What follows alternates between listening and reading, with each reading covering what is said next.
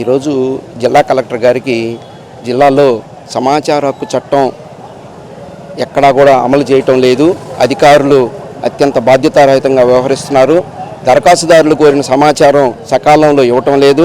ఇచ్చిన సమాచారం కూడా అరాకొరా ఇస్తున్నారు. కొన్ని దగ్గరలో వాళ్ళకి ఇబ్బంది కలిగే విషయం వచ్చినప్పుడు వాళ్ళు రికార్డులు లేవు అని రిటర్న్గా ఇస్తున్నారు. ఇది చాలా దుర్మార్గం. ఎందుకంటే జీవితకాలం ఉండాల్సిన రికార్డులు కూడా లేవని చెప్పడం అనేది అంతకంటే బాధాకరం ఇంకేది లేదు.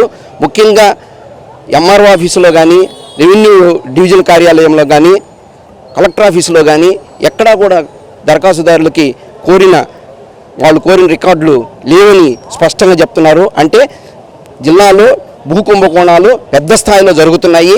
కలెక్టర్ గారు ఈరోజు రిప్రజెంటేషన్ ఇచ్చాము. కలెక్టర్ గారు దీని మీద ఖచ్చితంగా దృష్టి పెట్టాల్సిన అవసరం ఉంది. అదేవిధంగా సమాచార హక్కు చట్టం బోర్డులు కూడా ఈరోజు 15 సంవత్సరాలైనా కూడా సమాచార చట్టం బోర్డులు ఏర్పాటు చేయలేదు. బోర్డుల్లో కూడా అక్కడ సమాచార అధికారి కానీ, అపిలేట్ అధికారులు కానీ సమాచారం బోర్డు పేర్లు కూడా రాయటం లేదు. ముఖ్యంగా ఈ సమాచార హక్కు చట్టం సక్రమంగా అమలు చేస్తే 70% అవినీతి అరికట్టేదానికి ఆస్కారం ఉంది.